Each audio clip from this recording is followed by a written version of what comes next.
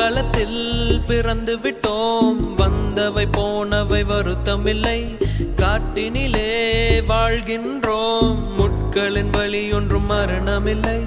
இருட்டினிலே நீ நடக்கையிலே உன் நிழலும் உன்னை விட்டு விலகிவிடும். நீ மட்டும் தான் இந்த உலகத்திலே உனக்கு துணை என்று விளங்கிவிடும். தீயோடு போகும் வரையில்